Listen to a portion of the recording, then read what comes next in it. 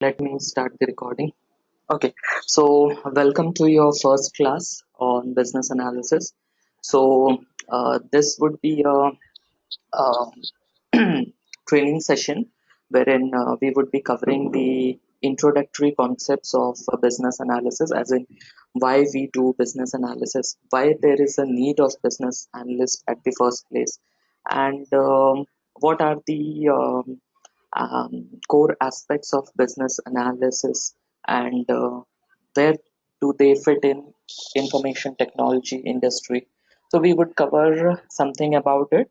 In addition to that, we would try to highlight some of the I would touch base some of the core concepts of business analysis, like what is business, what is analysis, what are the business processes. So I would be covering that in today's session. So as you know, this is a 10 weeks program, as you might be aware of. So I would be conducting a series of business analysis course, wherein we would be covering each of these concepts one after another. So as per your curriculum, we would be covering all the 10 session that covers your mock interviews, your resume preparation session. In addition to that, I would be covering some of the certification concepts of business analysis, like your BABOK concepts. If you guys are already not aware of, BABOK is a standard defined by IIBA, that is International Institute of Business Analysis, which is widely popular for offering business analysis certification. So we would be covering all the six knowledge areas of that particular certification topics. So, before starting, I would like to give you a short introduction on who is MindsMap and what they do.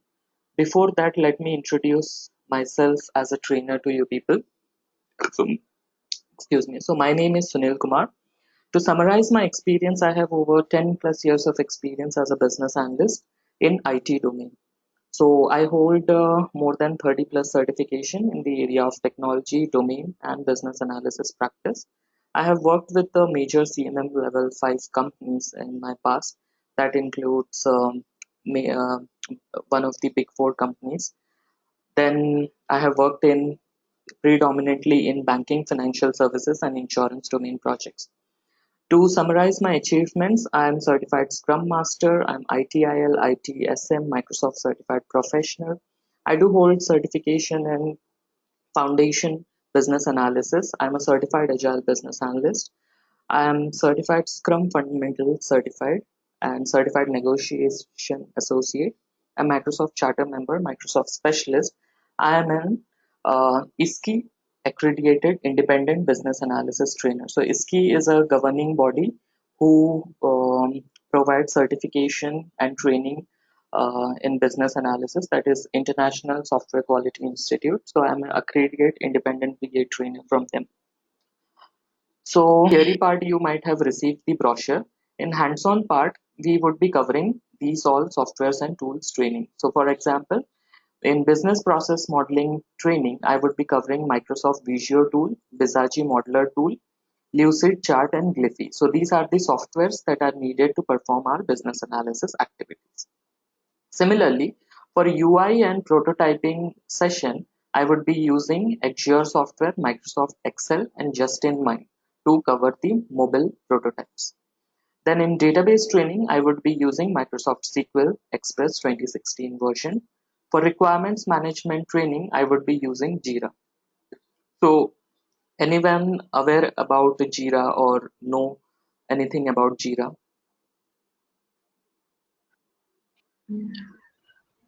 No. Okay, no issues. No issues. I would be covering that particular tool. So for UML and use cases training, we would be using Argo UML tool. It's a software that through which you could model your UML and use cases. And then when I would be covering the testing part, that is BA role in QA, I would be covering the Fiddler and JMeter basics uh, to demonstrate how BA is required to perform testing. Then, like I said, we would be having core hands-on on the BA artifact. So I would be explaining about the business requirement documents, the functional specification document, how to write user stories in an agile project, how to do a data modeling using SQL, how to write use cases and create UML diagrams, creating prototypes, and how to plan requirements using Jira tool. So these all things I would be explaining you, basis on which I would be giving you certain assignments. So basis on your assignments, your final score would be derived. And like I already said, in BA certification training, I would be covering the entire 6 knowledge areas of BABOK prescribed by IIBA, tools and techniques prescribed in BABOK, and there would be an additional Agile Business Analysis which is prescribed by ISKI Certified Agile Business Analyst Manual. That too I would be covering. Now we would jump into the core part of business analysis. Now, what is business analysis at the first place? So first we will examine how this profession derived. So we have been working in IT industries. IT industry is now in place since many years, maybe 2 decades or 3 decades ago. So how this profession actually emerged? So we would now learn about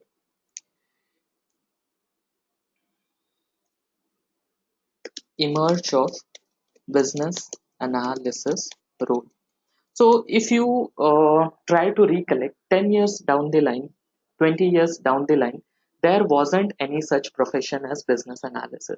So how this profession came into picture? So what happened? Why this profession came into the picture? What's the real reason behind it? So earlier we had project managers in every project. Everyone agrees to it.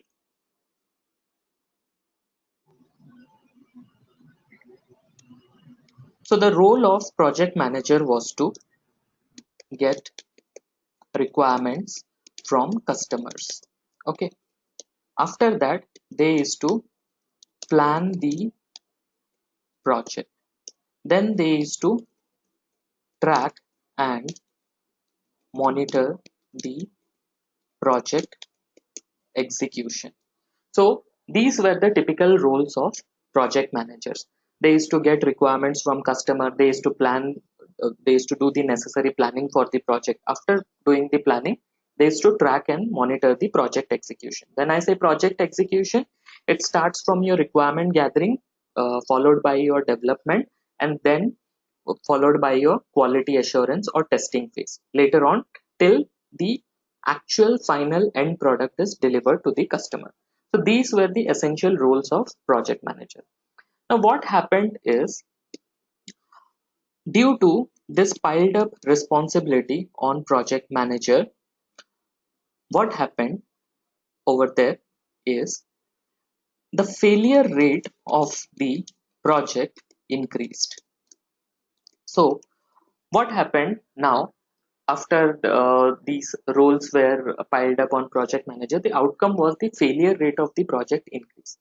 So there were a set of committees like IIBA and your Project Management Institute or International Software Quality Institute. They kind of conducted a meetup and tried to understand what was the reason behind the failure of the project.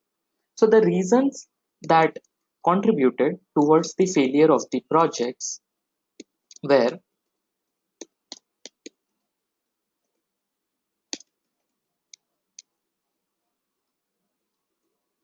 incorrect requirements, or rather I would say incomplete requirements, assumptions, constraints,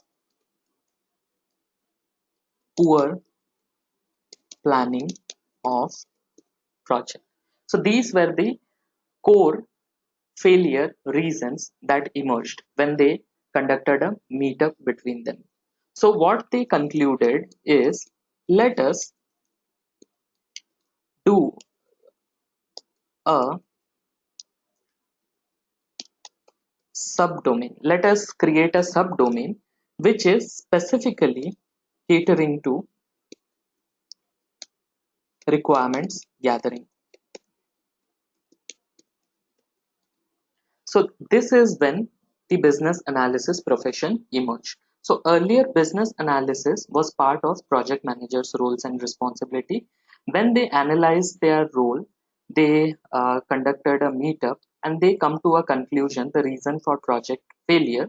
So they created a subdomain, and that subdomain is essentially responsible for requirements gathering. And this role is nothing but your business analysis role.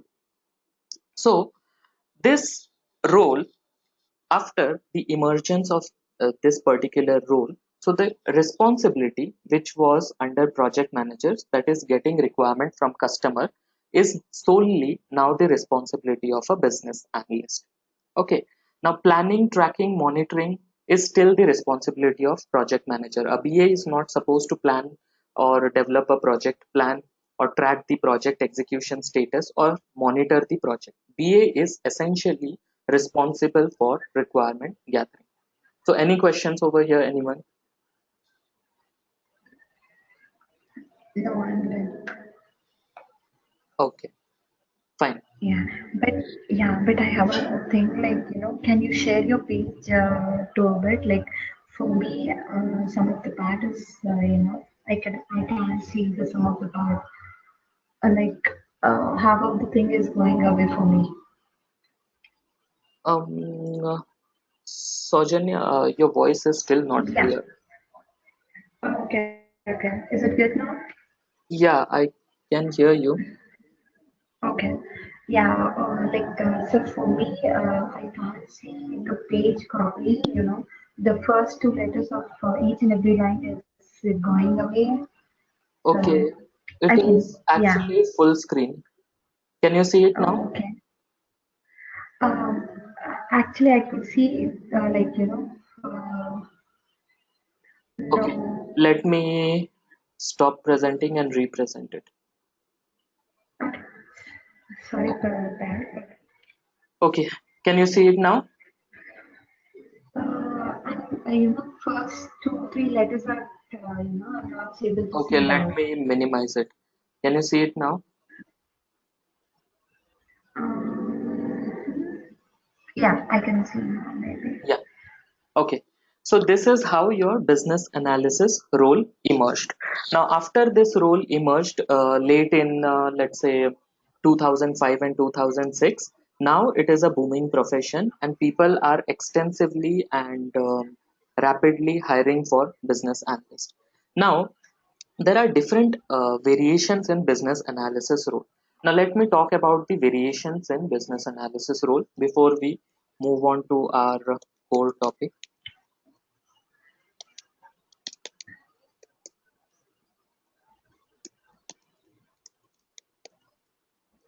So, if you look at any particular job board, there are regular business analyst role. Then there are consultant role.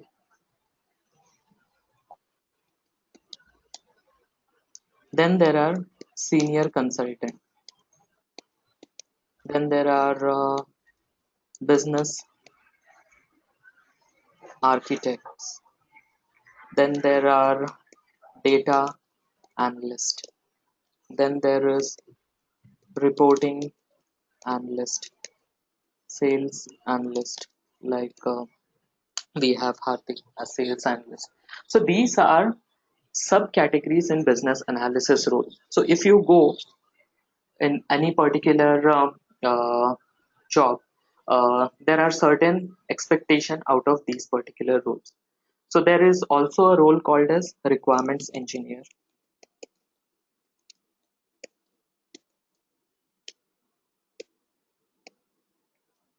Now, requirements engineer or associate business analyst role are the basic, or I would say the fresher level of roles for business analyst. So it requires 0 to 2 years of experience, and what you would be doing as a business analyst over here is to write the requirement at the ground level. For example, you would be responsible for creating use cases, your UML diagrams, and writing the functional specification document. Then coming to sales analyst role, these are specific to particular domain. So a sales analyst can be part of any particular domain. He could be part of your banking domain.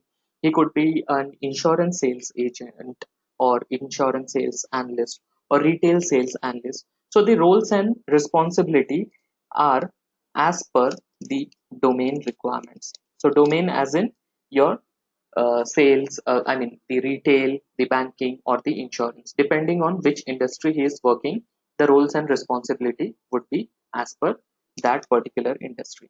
Now coming to reporting analyst, this is essentially used in banking industry. They are responsible for pulling out the reports, performing analysis of the report, creating KPIs, matrix, dashboard, and other things. Now coming to data analyst role, they are extensively catered towards databases. So whatever information you are entering through your user interface, through a website, through a web browser, through a particular portal, that data would be analyzed by your data analyst. How it is flowing from your front end system to midstream system and midstream system to downstream system until it reaches the targeted database. So that is the role of your data analyst, business analyst. Then we have business architect. So these are the more mature role, and it requires 15 plus years of experience in any industry. So they would essentially be responsible for governing the projects. They would essentially look into the how the business analysis practice governance is being carried out at an organizational level, not at a project level, at the organization as a whole. For example, Accenture or Deloitte. So how this companies are handling their business analysis practice. This is something your business architect does. Now coming to senior consultant, they are more client facing. Okay, so they would be the first person to be consulted by the customer when a particular project is coming to a particular organization. So let's say Accenture is subcontracting a project to any XYZ company, let's say AT&T. So, or I would say rather way, AT&T is subcontracting a project to a service-based organization like Accenture. So, who would be the first person to meet up to the AT&T team is the senior consultant from Accenture. Then comes your consultant role. So consultants would essentially work under senior consultant, and they would be responsible for streamlining business analysis activities. So they would streamline BA activities. Now, when I say streamlining BA activities is like how the requirement gathering process would take place.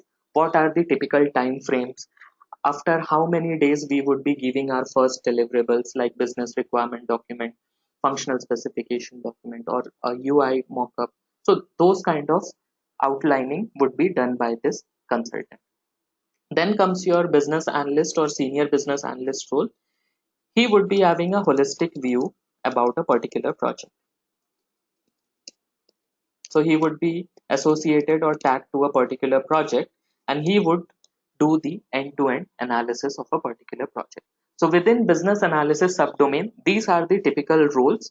In addition to that, there are many other roles like insurance business analyst or banking and financial business analyst or wealth management or asset management business analyst or treasury business analyst. Depending on the need, the role emerges. Now, who creates this role? The project manager who needs a business analyst. So the gist over here is business analyst would essentially work under a project manager to assist him gather requirement from the customer. That is the core responsibility of a business analyst. Any questions, anyone so far? I mean, do you find it easy to understand, or it is getting you guys confused?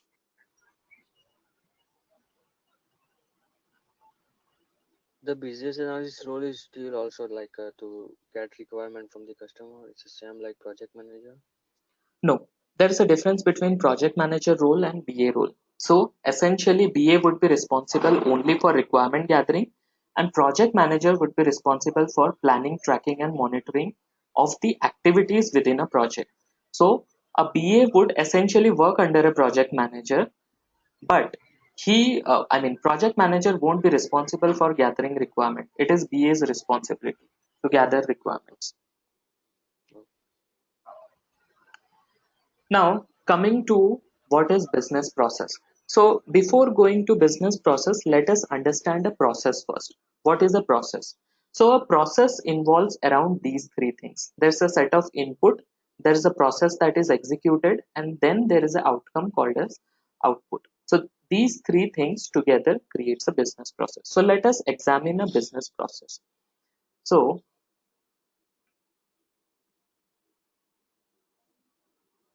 we have, let's say,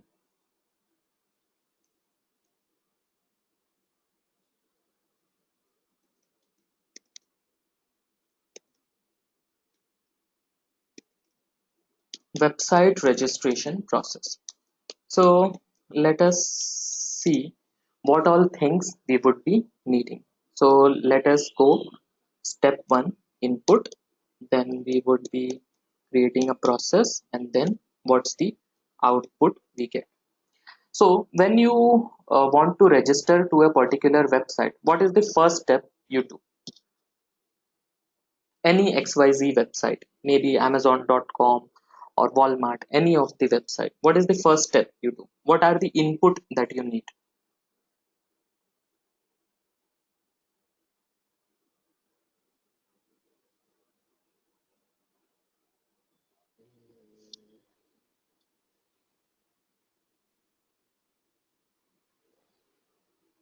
Hardik, if you are speaking, I cannot hear you.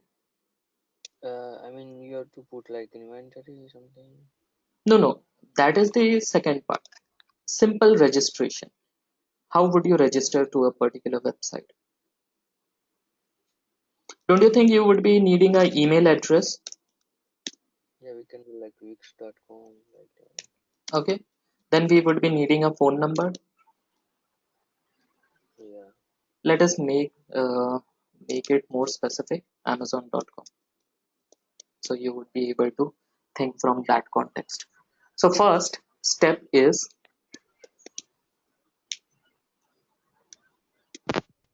login to, sorry, access the website URL.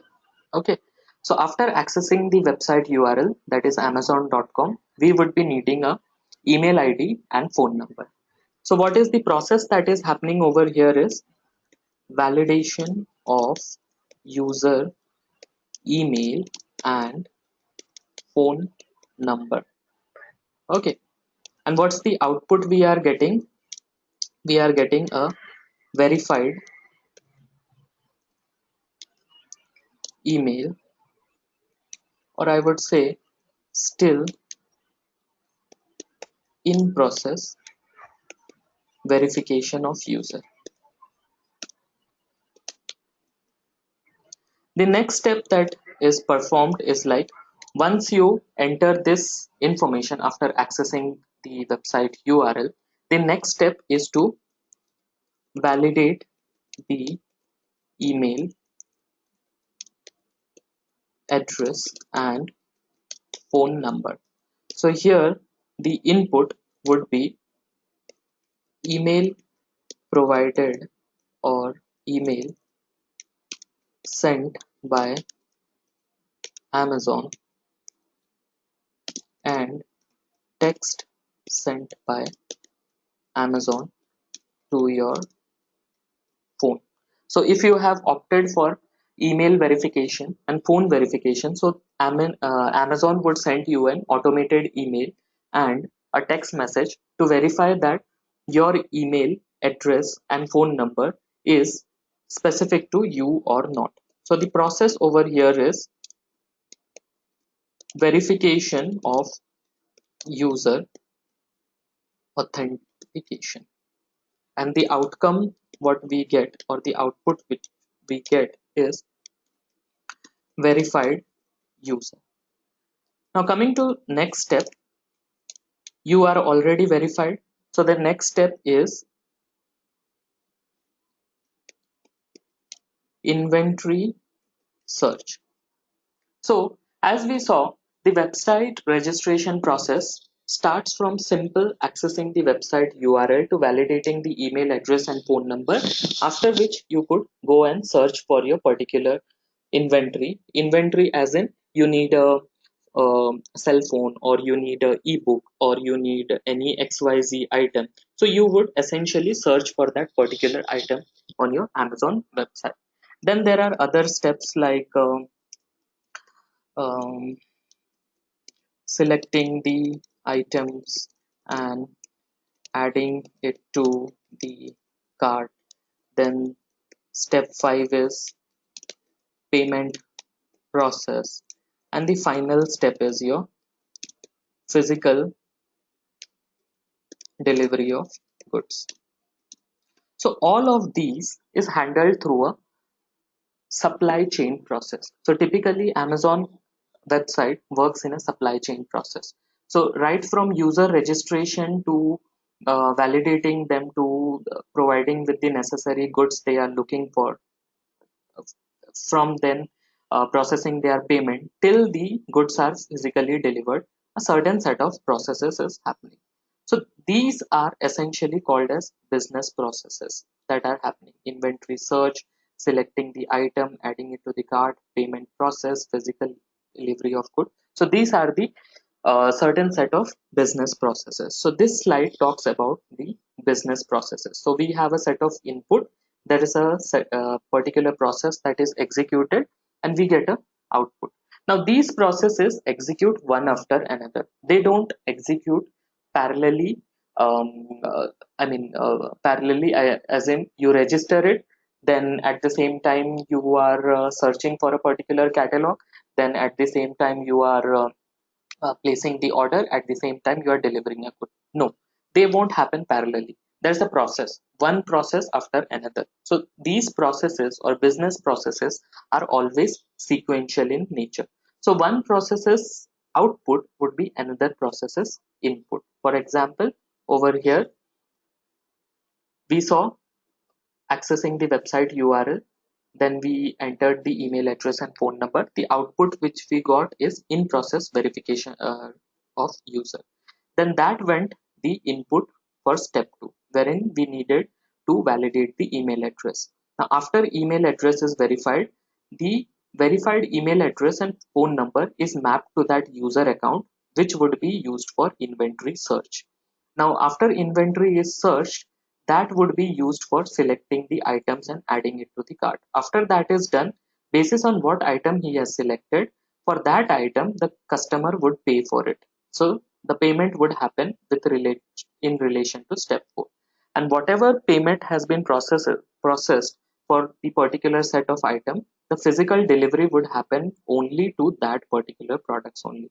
So you could see the business processes always happen in a sequential way, one after another. One process's output is another process's input.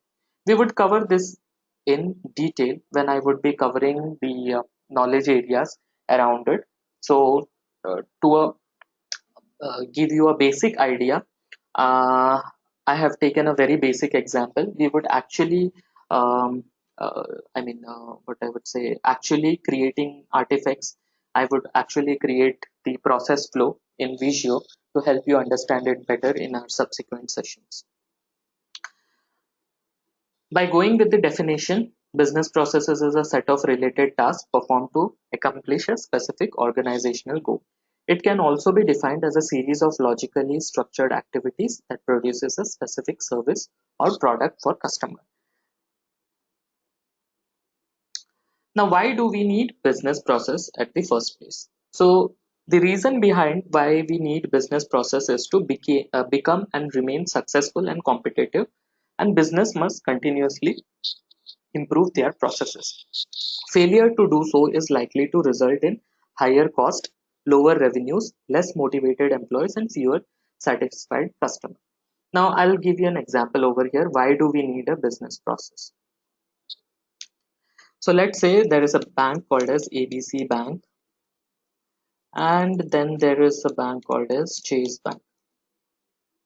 So this is a government sponsored bank,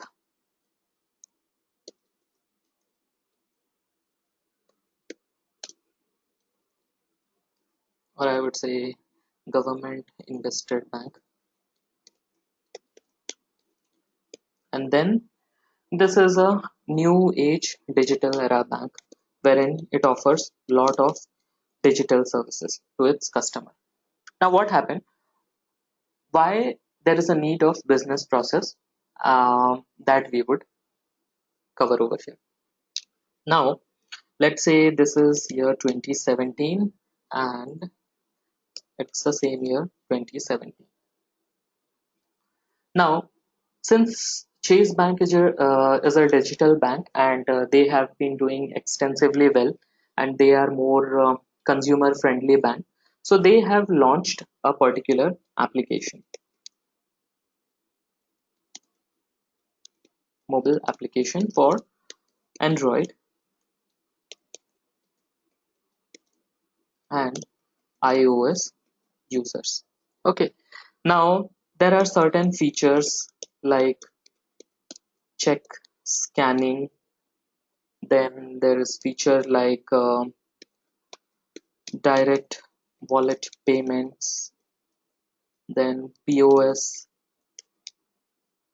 scan and pay, then mobile money, direct mobile number money transfer,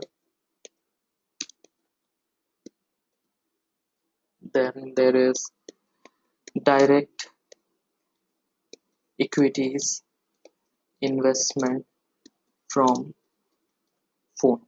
Okay, these are the feature list of Chase Bank's mobile application. Okay, now I have mobile application that was launched by this particular bank, that is ABC Bank. Okay, so over here the features of mobile application that this ABC Bank is offering is like money transfer, then utilities bill payments, then POS payments. POS payments is your point of service payment. For example, you are visiting a restaurant and if you are using your or mobile application to their POC terminals through NFC, then that payment happens. You don't need a physical debit card or credit card over there. So that kind of payments is called as POS payment. Now this bank has three features with them and this bank has five features for them.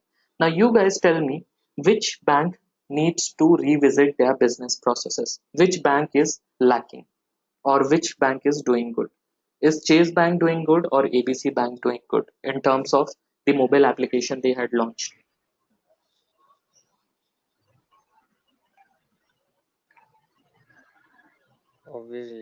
Obviously, Chase.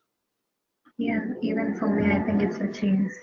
Okay, let me shift the context a bit. ABC Bank has a customer base who are, let's say, 70% within age group of 45 to 65, and Chase Bank has a customer base who are, let's say, 30% within age group of 45 to 65. Now who is doing better? ABC. Yes, now ABC is doing better. The reason behind it is the age group of 45 to 65 are not that much, capable of using this functionality. If I shift the context a little bit and I say ABC Bank has a customer base of 30% to 30% within an age group of, let's say, 25 to 45, and here Chase Bank is having a customer base of 70% within the age group of 25 to 45. In that case, Chase Bank is a winner. So remember one thing in business analysis, it's not always about giving the functionality, the what I would say, the high end functionality to the customer. We have to also keep in mind who are our users as a organization, as a institution. So ABC Bank is a organization who is having a user base of 70% within an age group. I mean, their users are much more older in age. So in that context, the facilities which they are providing is good for them. But if they want to attract younger customer, in that context, they need to revisit their business processes and get in line with Chase Bank's services in addition to their basic services. And the same thing has to be done by Chase Bank as well. So this is how companies compete with the I mean, they analyze their potential users and then they come up with a particular feature depending on their customer base, who are their users, and how frequently, how easily they should be using their application. Now, there are certain rounds that are happening in industry in and around automation. You might be aware that most of the QA role are, manual QA role are vanishing from IT industry because automation is coming to industry. So why do we need an automation? So automation is like moving the needle of business efficiency and simplifying human lives in general. So businesses that have automated their processes cut price, save time, and employ their manual workforce to solve more intelligent problems. And they let machines to do the rote tasks while eliminating the chances of human. So why do we need automation at the first place? So let's take an example over here.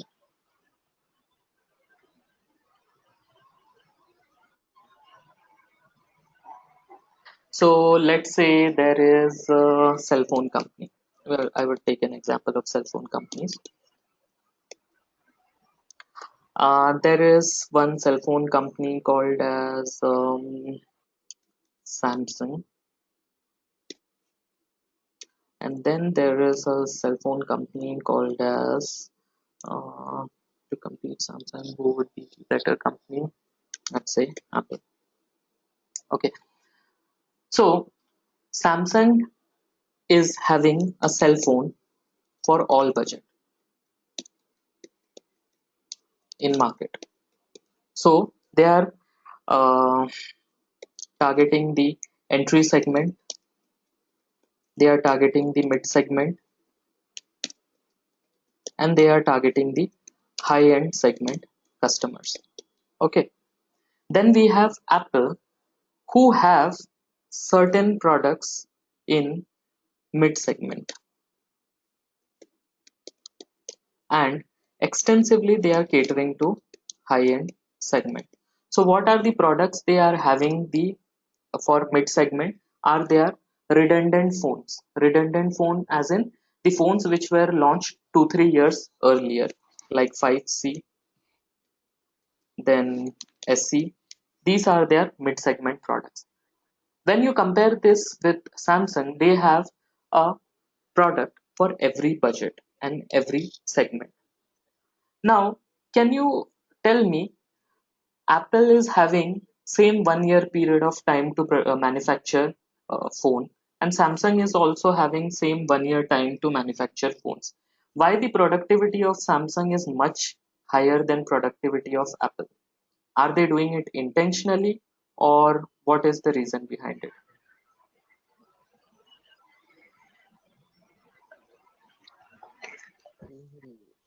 Mhm. For me, I think that Samsung mobile is much cheaply available than Apple, Saujanya, your voice is but not it's clear. Can you please write it down in chat window? yeah. Could you hear me now, maybe? Yes, I can hear you. Okay. Yeah. For me, I think that Samsung mobile is much cheaply available than compared to the Apple. Mm-hmm. So that even everyone can offer an Samsung phone, whereas with the Apple, it's much expensive. Okay. Though it Oh, has its own things to do, but I think in that aspect maybe.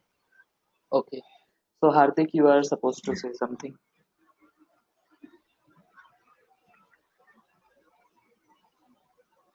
I mean, Apple target the like medium segment and the high segment, so that's why they have the monopoly on in the certain models. Yeah, and that's why they launched the very lately the product. So they make a customer base more strongly than Samsung. Okay, agreed to this point. Apple is specifically targeting to the high-end segment and they intentionally do it. But how come Samsung is manufacturing so many handsets in a particular period of time? Because ideally they are having the same time frame of 1 year and Apple is also having the same time frame of 1 year. Apart from their competing models like your Note 8 or S8, S8 Plus, which are competing with the recently launched iPhone 10 and your iPhone 8, 8 Plus, they are also flooding the market with entry segment and mid segment phone.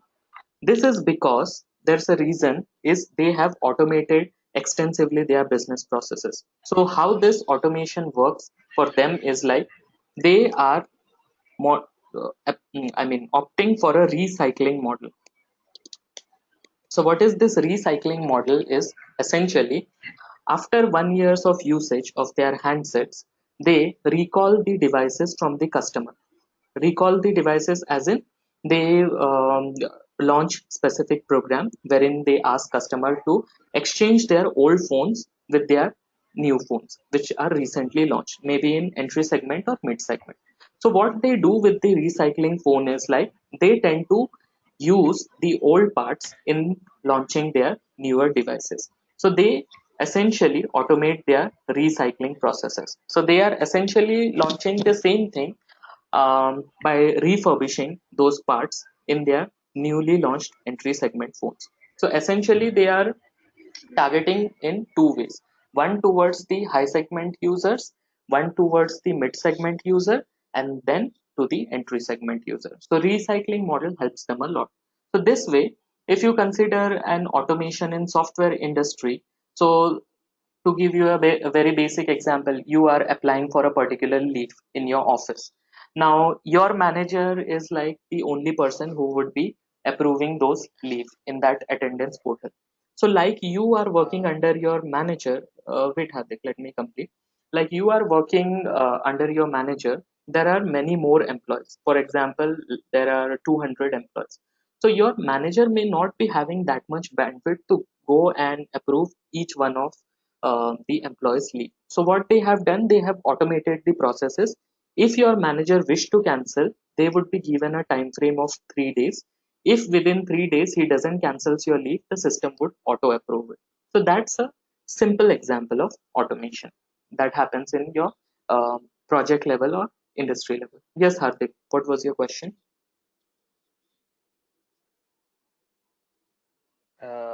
I'm just asking like, what's the difference between the refurbish and the original? Like, what kind of changes they make the it's like out of the subject, but I just want to know like.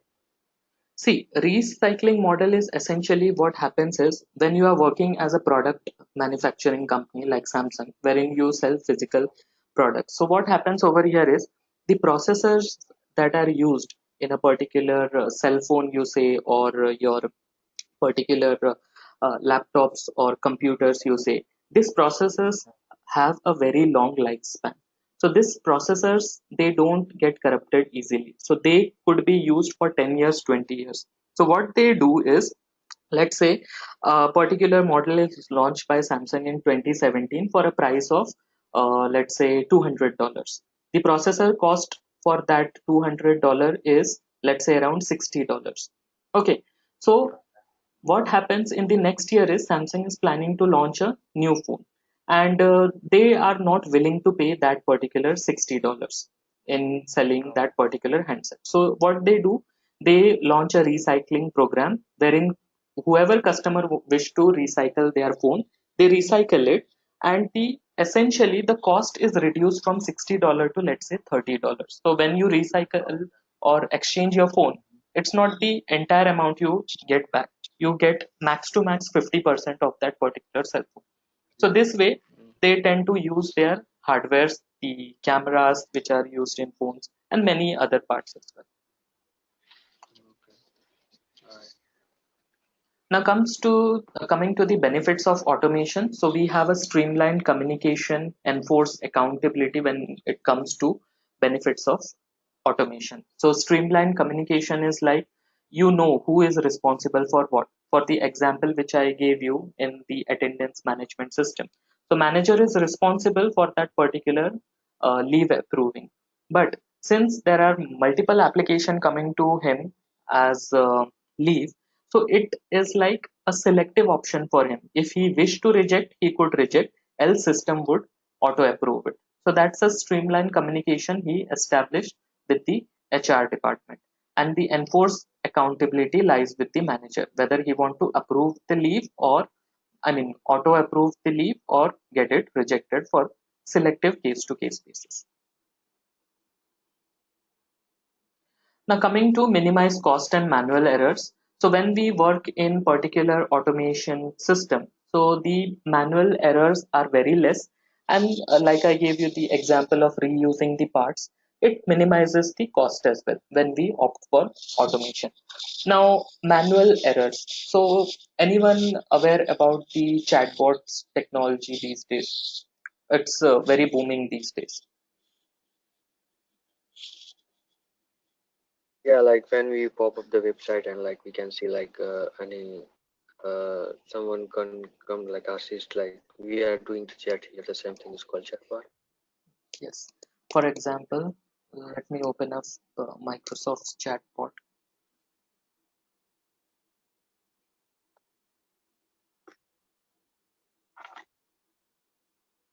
So something should appear over here in this window.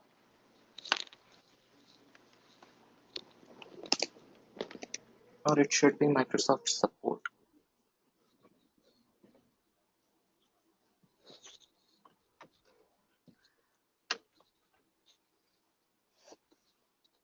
Yeah.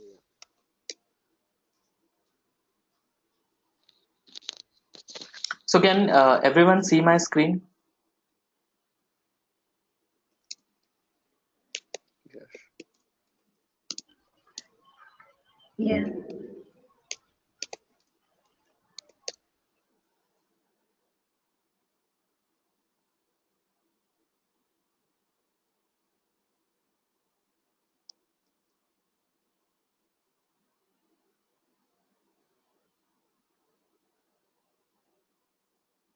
So this particular lady, Pearl Wilson, see, she is not an actual person. What she is doing essentially is she is identifying the keywords. For example, I need help in driver issues. So whatever topics are there related to driver, she is comparing it with the results. Like the driver is mapped to a brand, model, and operating system. So she had asked me this question. Then I said that my model is HP. So what she did, what have you tried so far with your computer? Because HP is not found in their particular search result. So she responded me in that way. So if she would have been a real person, she would have asked me, uh, you there or something like that. She is a chatbot. I mean, she is actually a bot in this particular website, like working like a robot. You enter certain keywords and she would respond to that particular keywords. So what happens in this case is it reduces manual errors. Manual errors as in, if let's say a particular person is to help you in that particular system, in this particular uh, chatting system, he might have given you any misleading information. So what this bot is doing is it is essentially filtering out the result and giving you only the results that is matching, which is stored in their database. So this is how your automation is helping uh, people, companies around the world to reduce the cost and prevent manual errors. Then keep a tab on your business processes. So we have a set of processes. We have to write certain user stories, the to-do activities, in progress activity, testing, and eventually get it delivered. So these are certain things that we should be achieving through automation. So how do you automate a business process? So Automation of business process. Okay, before I explain how do you automate the business process, any thought process, anything that comes to your mind, how do you automate a business process? What are the things that are needed to automate a business process? No, I don't have idea. Anyone would like to try? Let us consider the example of Chase Bank itself.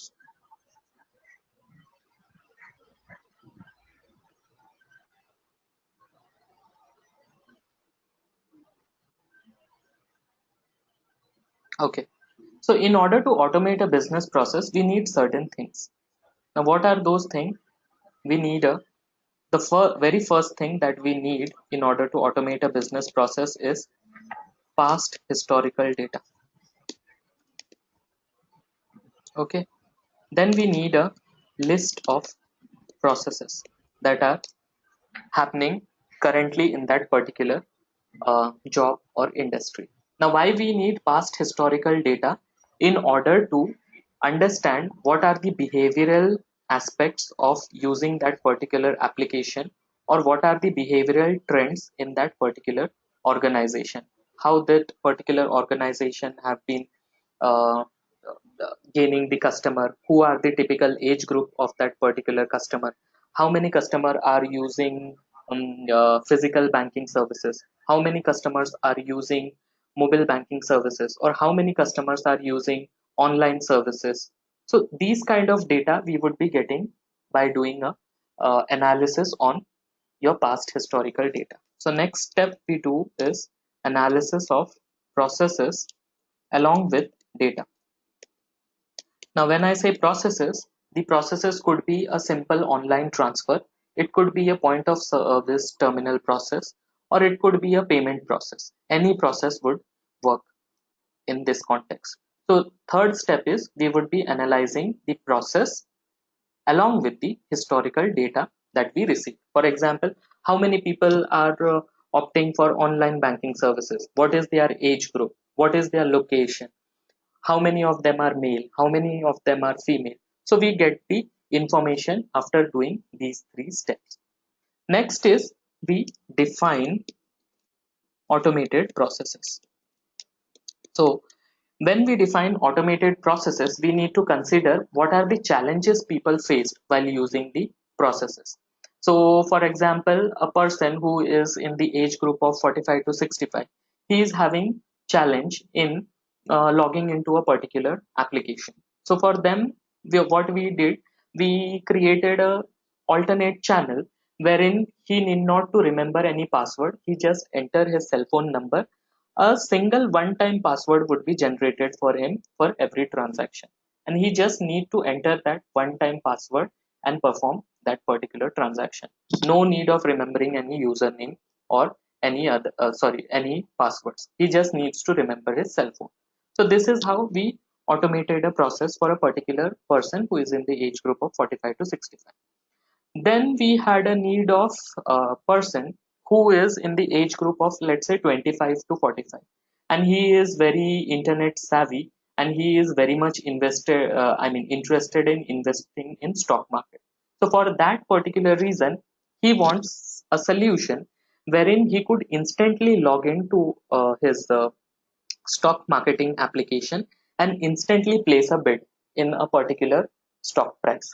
So for that reason, we would give them a solution. We would automate a solution for them wherein he could see dynamically the pricing of the stocks increasing and decreasing. And the moment he places an order, within 2 seconds, his bid is freezed in that particular equity or stock share. So that is the need of younger generation people who is in the age of 25 to, let's say, 45. So this way we could create certain automated processes in and around the age group they fall in. Okay, any questions, anyone so far before we move into what is product based company and what is service based company?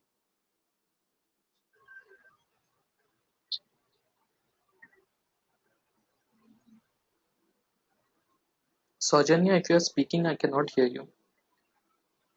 No, I'm good. I'm understanding it. Okay, can you please type in your query in the chat window? I'm still not getting you. Okay.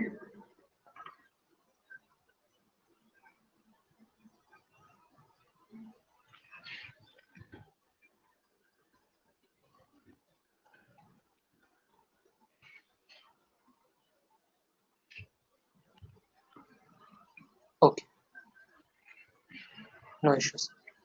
Okay, Yeah. so now we would move into understanding the typical industries within IT context or information technology context. So there are essentially two types of companies in information technology. One is your product based company, and then there is your service based company. So I would name you two companies. You have to tell me whether it's a product based company or service based company. Or rather, I would say three companies.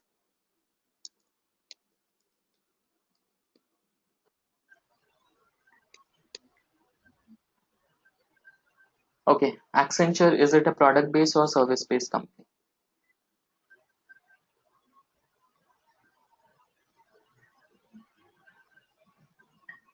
Service based.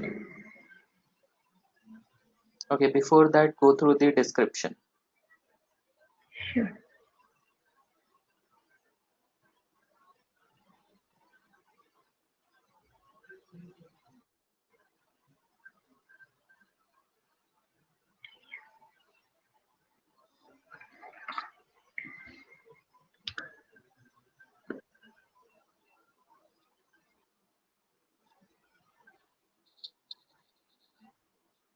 Okay, so what's your answer for Accenture? Is it a product based or service based?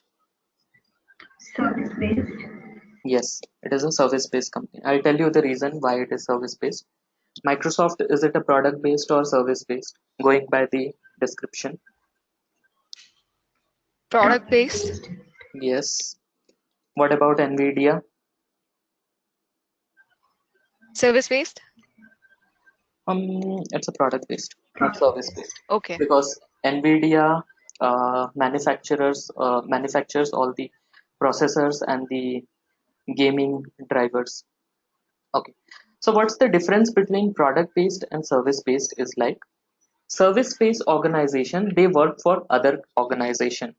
They essentially insource the project contracts from other company. For example, today Microsoft wish to launch a particular software. Let's say simple Microsoft Office 2017. So considering their resources, their limit of, their number of employed resources, it would be very difficult for them to launch a particular product, that is Office 2017 or 2018, within a stipulated time frame. So what they do, they essentially outsource some of the work to the other companies. For example, Accenture, Deloitte. So in that context, they become the service-based company. Okay, your Accenture, Deloitte, and all, and Microsoft remains the product-based company. Now, product-based companies are the companies who build their own products and sell it in market. For example, Microsoft. They have n number of products in their portfolio. If you consider their software products, they have Microsoft Visio, then they have Microsoft Office, then they have Visual Studio Online, they have Microsoft Azure cloud services, any n number of products. In terms of physical products, they sell your Microsoft Xbox consoles, gaming consoles, then they have your Microsoft Surface laptops, then Microsoft mobiles. Currently they have discontinued Microsoft mobiles, but yes, that is also a product. So it's not uh, necessary that a product based company would only sell software products. They may also sell some of the hardware products or some of the products that are a calibration of your software and your hardware system. For example, your gaming consoles. So gaming consoles are nothing but it's a calibrated a product which works with your gesture and the necessary software needed to respond to the gesture. If you might have played any particular physical fitness game in Xbox console, you might have noticed that basis on your gesture, you are able to interact with that interactive software, which you could see in the devices that you have connected your Xbox with. So that's the calibration part. So let's not go that deep into it. Essentially, product-based companies are the companies who outsource their, who primarily sell the product, and in addition to that, who outsource their work to the service-based companies like Accenture and Deloitte. That's the two major difference. So before that, we would understand what is a project. So in project, there are two kinds of project in IT industry. One is your service based project, which would work with a typical service contract, and then there is a product based project. Now, what's the difference between service based project and product based project? Like we have a project. For example, let's say you are working as a business analyst to develop new feature for Office 2018. So you started your work in early 2018 and your target to complete that project is December 2018. Okay, it's an assumption, let us assume it. You start your work in January 2018 and your targeted completion date of the project is 2018. Now, what after 2018? Will Microsoft stop creating Microsoft Office product? Is Office 2018 their last product? Yes or no? What is your thought process?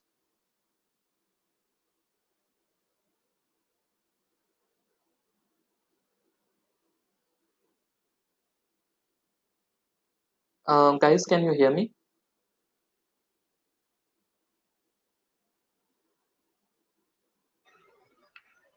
Yes. Okay. So essentially, Microsoft 2018 is not their last product. The project would go on because it's a product development. It's not a service-based uh, work or service-based software development. So what's the difference between service-based project and product-based project is product-based project would never ever have a end to it. It would always go on. Every year a new version of the product is launched. Consider an example of your Oracle database. Consider an example of your SQL Server database.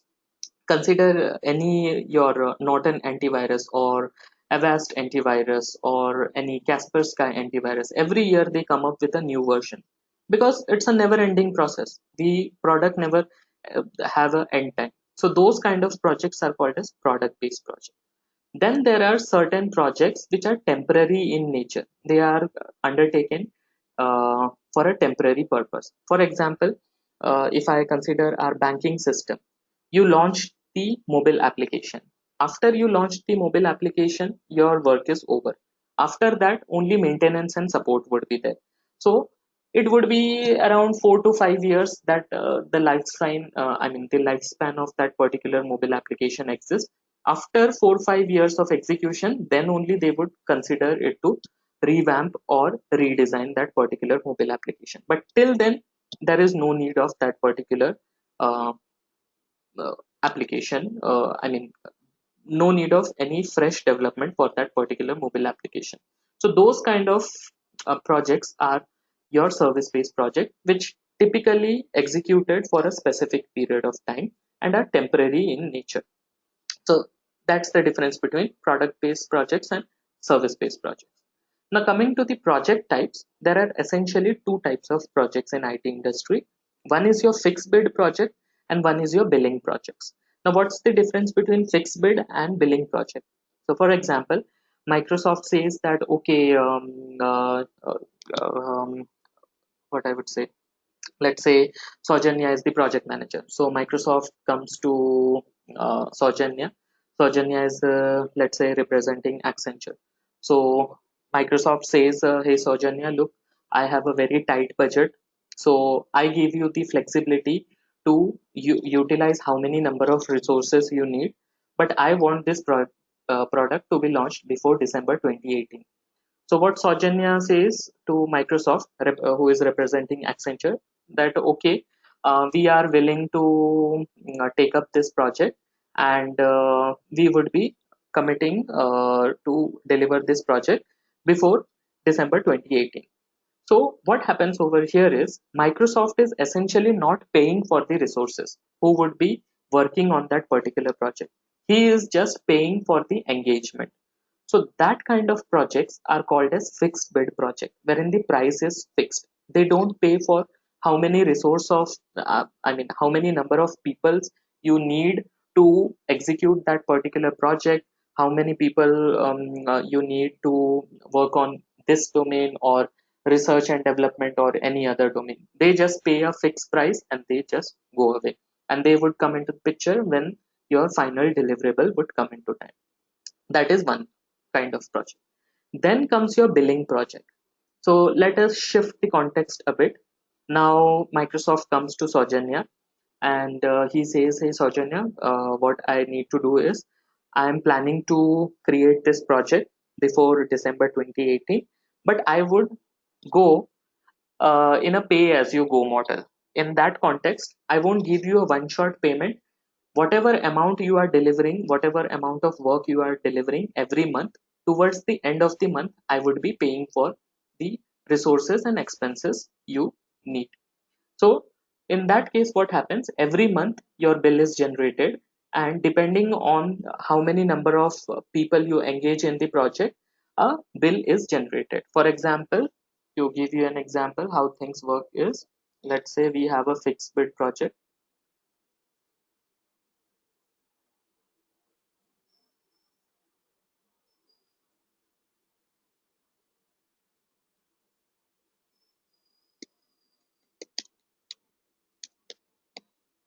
and then we have a billing project. So fixed bid project, we have, let's say, 100 people working,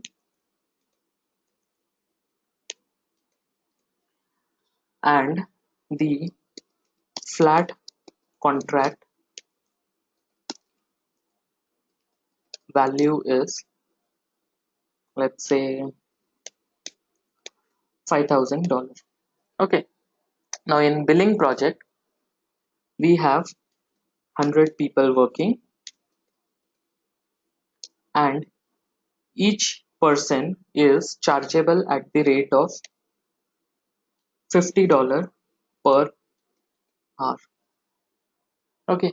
So essentially, if I would make it a higher, $50,000, and here $50,000 per hour. So let us calculate how the pricing works. So let's say there are essentially 8 hours in a day. 8 into 50 equals $400. $400 into 22 days is $8,800 per month. So Microsoft, in billing projects, the costing is around $8,800 per month. And here the same number of people are there, but the costing is $50,000. So which one would you prefer, fixed bid or billing project?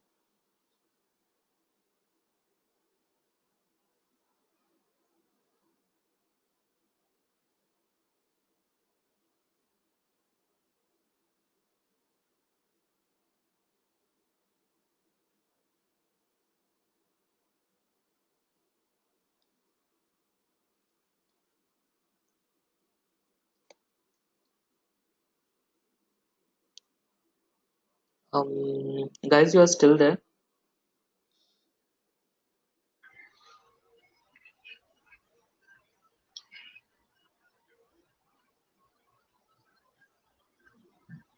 Okay. So what happens over here is, in fixed bid project, essentially the contract value remains the same, irrespective of whether you get the work done by 100 people or 50 people or 80 people. It doesn't matter to the outsourcer. He would only pay $50,000. But in billing project, as I estimated a cost for you, for per person, it is $8,800 per month. So they are very skeptical about selecting the right resources, the right number of people. So if the customer here says that I want this work to get done by 10 people, so he won't allow addition of 11th people or 12th people. But in flat contract project or fixed bid project, he would never ever interfere between whether you engage 20 people, 50 people, 80 people. He would only pay this much amount of price. So that is how the types of project varies in IT industry. the fixed bid and the billing projects.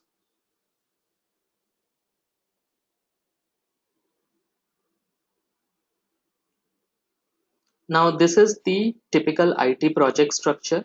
We have a business stakeholder, for example, Microsoft. Then we have a subject matter expert who sits in between the technology head and the business stakeholder. So technology head would essentially be from the side of Accenture in our example.